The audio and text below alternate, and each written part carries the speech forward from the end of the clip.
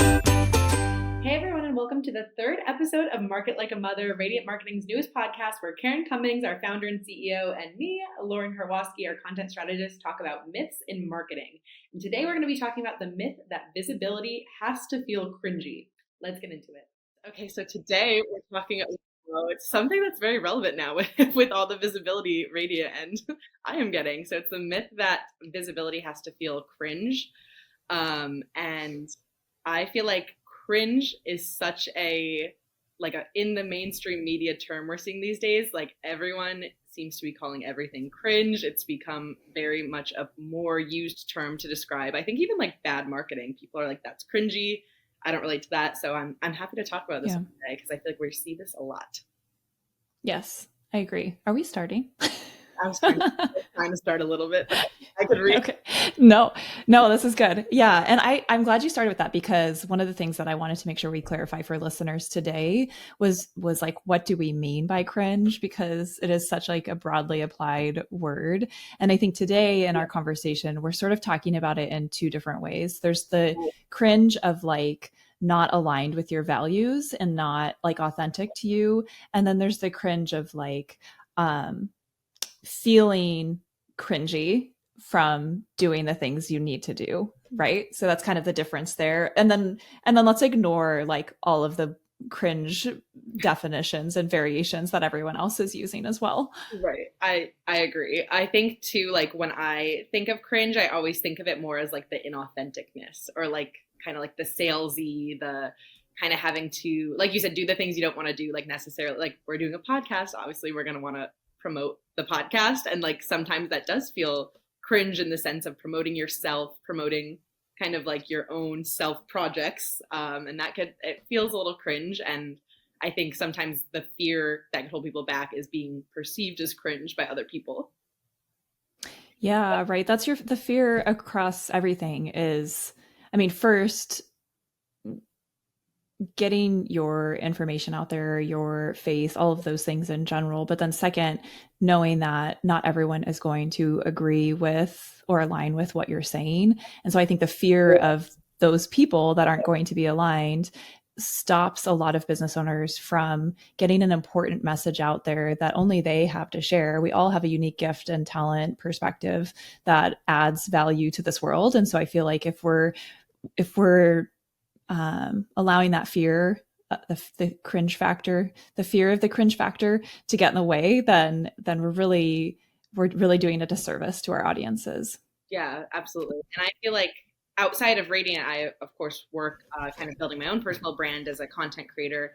And that was something that I had to work through so much. And I have a kind of a fun metaphor that actually I learned from a larger creator than myself when I first started. And she explained to me the concept of Cringe Mountain, which I had never heard of before, but it's something I remember a lot. And it's basically the theory that things you do might feel cringe to yourself, or you might have this fear that they're viewed as, cringy or inauthentic to others until you're successful. So it's kind of right. When someone reaches that certain point, like, I don't think people look at what Taylor Swift does now and is like, wow, that's so cringy. She's trying to be a singer. She's a singer.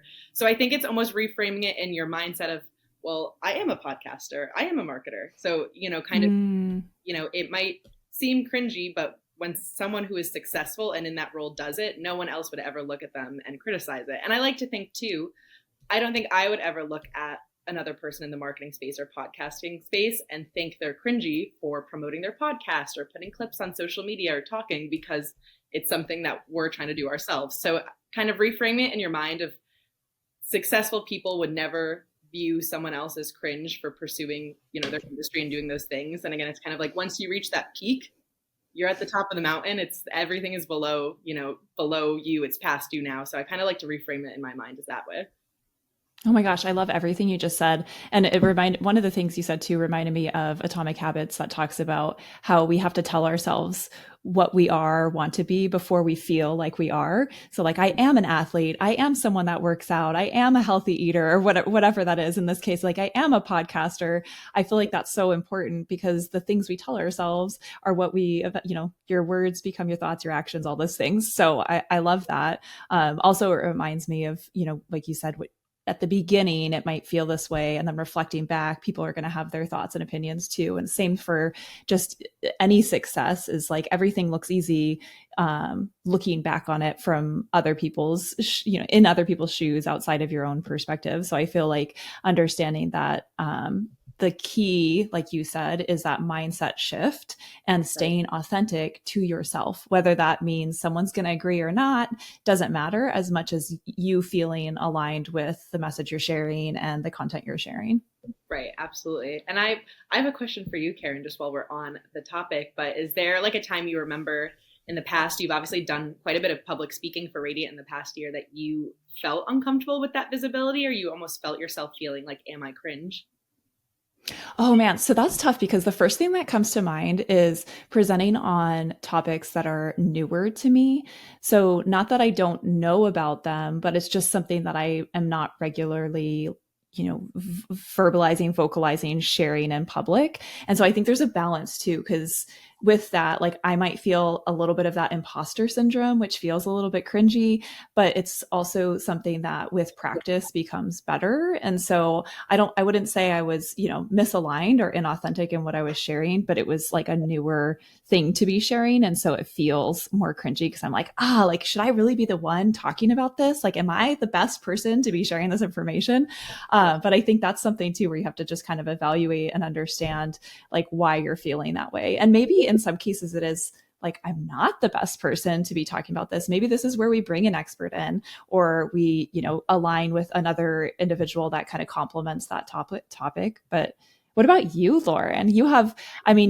We were just talking before we started recording about On Brand with Jimmy Fallon and how you're in that incredible show. So clearly you've got a lot of visibility and from the influencer side have dealt with this for quite some time. So what would you say is one of the things that might have popped up over the years that felt cringy to you? I think, and when you and I were kind of discussing what we're going to talk about today, you had a good point of sometimes we're so close with what we do that we forget how much we have to, share with the world and how much that we have to bring. And when I was on Brand, that's how I felt. I had spent a lot of time creating these ideas and these pitches that I was going to truly present to America. And all of a sudden it was like, well, I have imposter syndrome. Like, what am I doing? But it's like, I know I had worked so hard on these pitches and these ideas, and it almost was like maybe I knew it too well, and I knew the material, and I'd spent so long with it that all of a sudden it did feel salesy and inauthentic, when really more of just sharing what I had to share with the world. And, it was self-promotional in a way because I wanted them to choose my idea, but, really taking a step back and being like, I'm selling myself, but like I'm selling my hard work. I'm selling my expertise and the things that I know. And I think that kind of could be a hard feeling to grasp with visibility, because it's definitely, it's a confidence thing as well. And it's, feeling assured and secure in yourself and your abilities and your ideas. And that's something very much easier said than done. And I'm sure a lot of people feel that way too. And as we're talking about like how people say, visibility has to feel cringy, this main myth that we're dissecting today, I think an important thing to note is that visibility done right, an authentic, really truthfully putting yourself out there in a way that's just sharing your expertise with the world, really resonates with consumers. We find people are out there looking for the real and the relatable, given, the oversaturated market these days and the social. I think, again, when you're real and authentic and put yourself out there, it's going to resonate more with consumers than this very few people that you might think are going to perceive you as cringy. Yeah, totally. And that leads us right into the framework, the kind of building blocks that you shared with me that we're going to talk about today. So I'm just going to read through those first, and then let's dive into each one a little bit more. So first we have authenticity over performance. Then we have clarity of purpose. You'll see some themes here that carry through on our episodes, right? Consistency builds comfort, and redefining professional, quotes, air quotes, professional. So let's dive into the first one, authenticity over performance. So really visibility should feel like an extension of who you are, right? And not just a character you're playing. And I think that's something that as social media explodes and influencer marketing has become such a prominent piece of our, a lot of businesses marketing mix, it becomes challenging to keep that connection, right? So why don't you share a little bit about like your journey in that and what what you've seen to be successful? Absolutely. So of course, I think a content creator's goal is always to be able to monetize. So it directly is marketing. You're finding a way to sell almost yourself as a product, or, be able to have an audience trust you enough to buy products from you or take recommendations from you that directly lead to a monetization aspect. And when I first started, almost felt like I was playing this character, that I had to be this over exaggerated, perfect version of myself and super polished on camera and clean. And it felt just very inauthentic to me. And the results directly were shown, with my audience. They weren't buying things from me. They weren't capitalizing on the monetization opportunities that I was putting out there. They just did not feel connected to me at all. And the second I started being truly me, which again is easier said than done, but talking to the camera like I would talk to you, Karen, on a, us catching up, just really not worried about looking so polished. That's when I saw kind of that return on investment come back around for me, and my audience was connected with me. And then they were directly, purchasing products from me, purchasing what I had to offer. And I think that directly, speaks to our clients too. If they're able to connect with their audience on a real authentic level, that's going to directly translate into sales, or people buying courses, or people signing up to, get a membership for what they're selling. And I think that's, the authenticity part over performing for your audience is super, super important. Yeah, I completely agree. And I could see that being the case, even in the influencers that I follow. There's sometimes products that they're sharing that just feel weird, right? Like this doesn't feel like something that is like on brand with you. And then there'll be something that is on brand. And because I'm, a loyal follower of this influencer, it actually also aligns with me, and it is a better opportunity for me as well. So I was curious if there was a specific incident or point in time or conversation that you had that really helped you to come to that realization.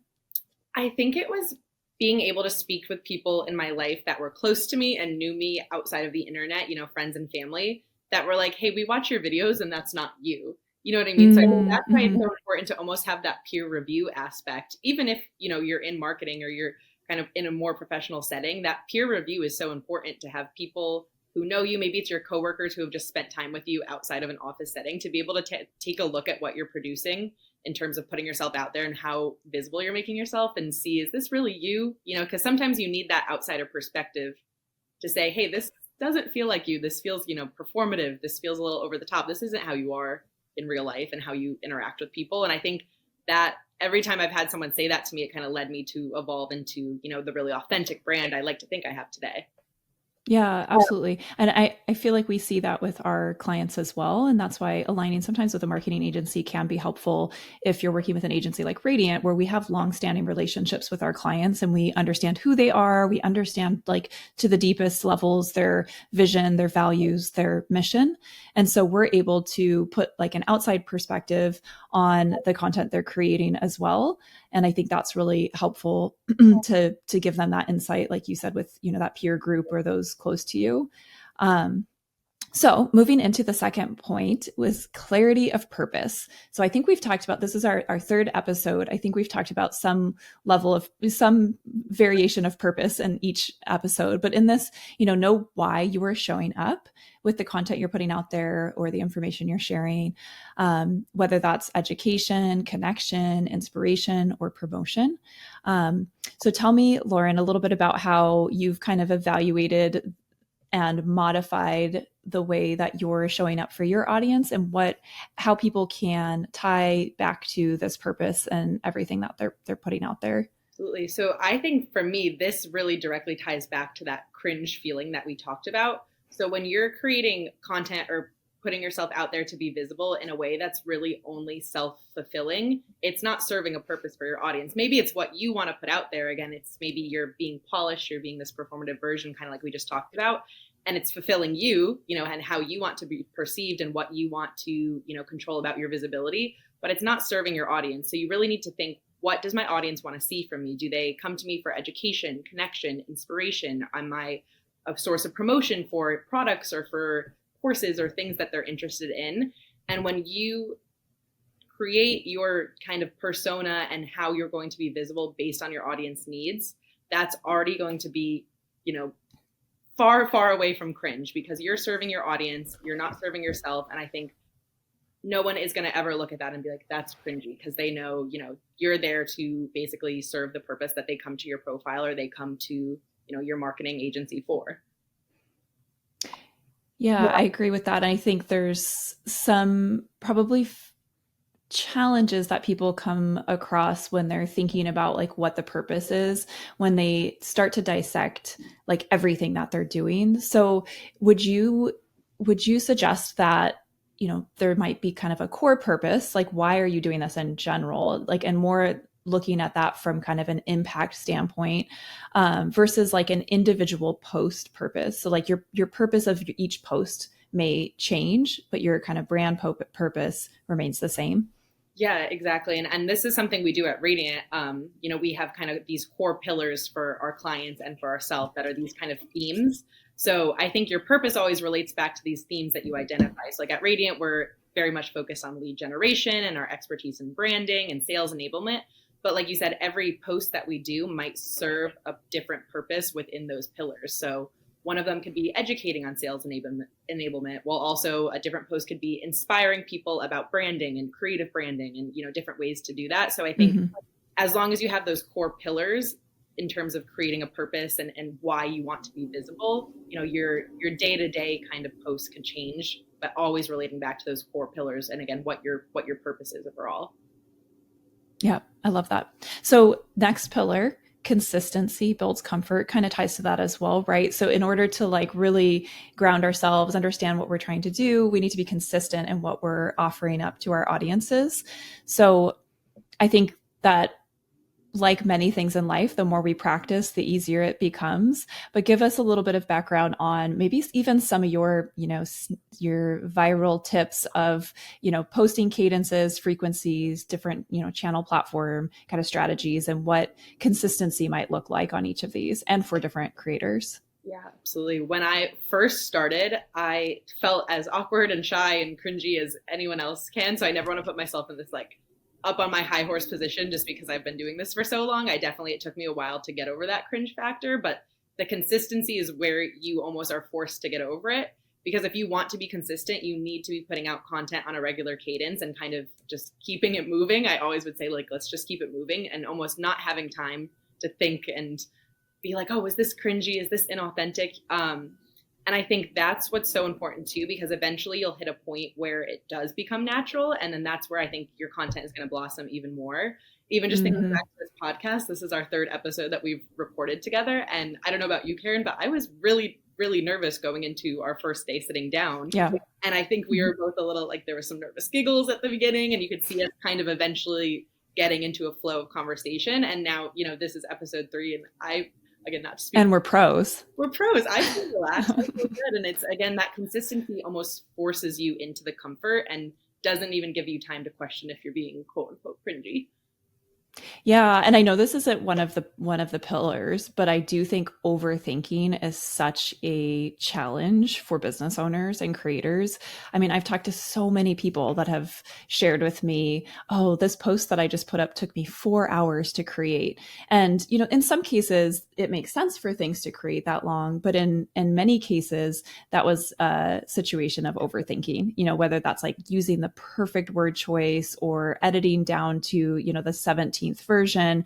Right. So I think that trying to avoid that overthinking piece is super important to getting your message out there too.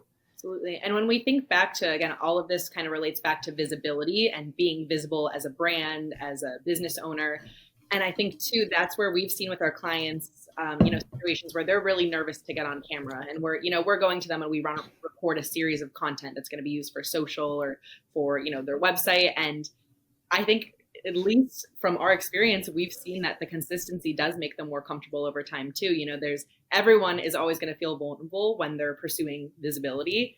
And I think we've seen our clients almost forced into that comfort by, us kind of encouraging them to be consistent and providing opportunities for them to create content with us.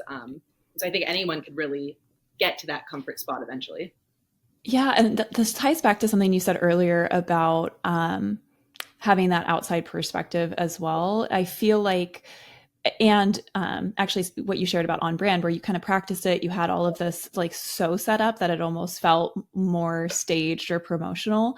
And I think sometimes when we are experts, true experts in something, we can feel that way, right? Like it almost makes our content feel like basic or unimportant. And it's actually quite the opposite. And so having like aligning with an agency like Radiant, we're able to reinforce and remind clients how unique and incredible and important the message and perspective is that they have to share. Obviously, working in the health space, we work with a lot of healthcare professionals and software tools that are like unique to the space, that offer a really high value to their users and their patients.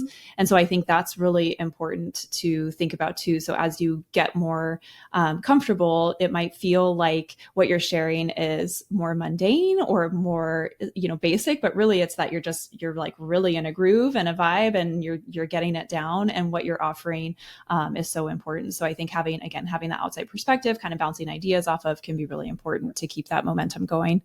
I agree. So last point here is redefining professional. And I love this one because, not going to lie, I sometimes feel a little unprofessional. I am very sarcastic. I like to joke a lot. And for the first probably 5 or 6 years of running my agency, I felt like I had to hide that part of me and be like, button up, super professional, especially in the healthcare space, dominated predominantly by men. Like I felt a little out of place, a little insecure, and I like kind of hid some of those elements. But I think that's what, again, makes you feel more authentic, is showing your real self, all sides of yourself that you want to, not that you have to overshare. But why don't you share too, from your perspective, what does like the new professional look like, and how is that different from like what we traditionally thought of, stiff corporate professionalism? Absolutely. I think the world is definitely changing in terms of like the corporate space and what is viewed as professional and what's not. And I almost think we're living in a world where the professional feels less authentic now. Again, I love like watching podcast clips of like Mel Robbins, and she's not like in a suit per se, and she's sitting on a comfy couch sipping tea talking. It's not like she's giving this button up presentation. I think that professionalism is starting to look more casual, and especially in terms of content, that's something that almost could hurt you if your brand is not being that button up professional and you're trying to put that out on social media. That isn't going to look authentic to you. And one of my favorite examples I like to think about is we had a client at Radiant who we had done like sit down content shoots for, getting content for their social media, for their blogs, kind of, microphones mic'd up sitting there. And then we had actually one of the workers at this business do a series where he did kind of day in the life videos, and he took us to the gym with him and he showed what he was eating behind the scenes. And it felt so much more authentic in the health and wellness space than, these button up videos of them sitting and answering questions. And those performed so well on social media. And, that was what professional looked like to this specific client, was not, sitting there button up in a suit answering questions about health or nutrition or supplements. It was really showing you how these things are applied in daily life. And so I like to think of that example kind of as professional to your industry. What does professionalism look like to that specific field? Yeah. And I think that goes back to some of the things that we've talked about in the past too, of, being human. We're humans talking to humans. So first and foremost, we want to create some connection to allow us to provide the more educational content too. So if you like me, you might be more likely to listen to me. And to like me, you need to know a little bit about me. You need to know like my real personality, so I think that applies to everyone that's sharing content out there, is give it a little bit, be a little vulnerable, to your comfort level, and show who you are. And that showing who you are and being real doesn't negate or diminish your professionalism and your expertise in other areas. It just humanizes you. Right. Absolutely. And I think something to think about when you're kind of asking yourself these questions of, getting ready to be visible and put yourself out there is, does it feel fake, or am I simply perceiving it of that way? You know what I mean? Does it feel inauthentic because it's just something I haven't done yet? Or, is this something that's truly not authentic to me? And I think that directly ties back to the professionalism aspect of it. Yeah, and the example I shared earlier, where you might be talking on a new topic that you are familiar with, but you haven't talked on before. So that's stretching into something new versus feeling, fake or inauthentic. Right, absolutely. And I think we always like to give our listeners kind of some questions to reflect and almost audit themselves on these topics. And a good one too is, am I clear of the purpose of when I'm showing up online? So again, like we said, that purpose of clarity. Do I know what my goal is with this new visibility that I'm trying to achieve? And then what type of visibility actually feels fun or energizing to me? That one is so important. You're not actually having fun and you're forcing yourself to be visible in a way that's truly, truly not comfortable or doesn't feel authentic to you, it's going to reflect your audience very, very Yeah, such an important point. And I think that's where sometimes we go wrong when we're chasing trends, feeling like marketing moves too fast, is that we get caught up in, what everyone else is doing and it's not authentic to us. So if video is just like the absolute last thing you ever want to do, then maybe that doesn't need to be a part of your mix. Maybe you're a really strong writer and you're able to communicate and connect with people through the written word. And like that is where you would want to spend your time on. So I think that's such an important point. I'm glad you're wrapping with that because I would hate to forget that. If it feels fun and energizing, if it brings you joy, then certainly keep doing it. Absolutely. And one thing too that I feel really personally connected to as well is that discomfort you may be feeling is growth, not misalignment. So that's something to remember too, is there might be that discomfort when you're chasing this visibility and putting yourself out there. But it's important to be able to identify when it's, just growing pains and a little bit of nerves and, exploring something new, or it's truly not a fit. So again, taking time to really dig deeper into those feelings of discomfort you might be having around visibility. Yeah, and then to take it full circle back to the mindset shift as well. One of the things that over the years I've helped to reinforce with clients that are feeling hesitant to get their information out there is moving from that sales mindset to that helpful mindset. So really, we're here to serve our audiences. We're here to help them identify solutions, products, services, people that make their lives easier. And if we think of it in that way, it feels so much less cringe, right? Than like, I'm here, I got to sell this service or product. It's like, is there a way for me to better the life of the individual that I'm, talking to now, or the audience that I'm, serving this message up to? So I think that mindset shift can be so key in helping you feel way more comfortable getting out there, way less cringy, sharing your message. Yes, absolutely. And to leave you with a little takeaway again, I think realness is very much craved in the oversaturated market, and the saturated market is something we talk about a lot here. So showing up as yourself will truly pay off. And I know it sounds a little bit cheesy almost, but it's something I really do believe in. And I feel like all of these pillars will help guide you to that visibility that feels like yourself. Awesome. I love it. And then just to kind of recap the 4 building blocks that we covered today for authentic visibility: authenticity over performance, clarity of purpose, consistency builds comfort, and redefining what professional means for you. Absolutely.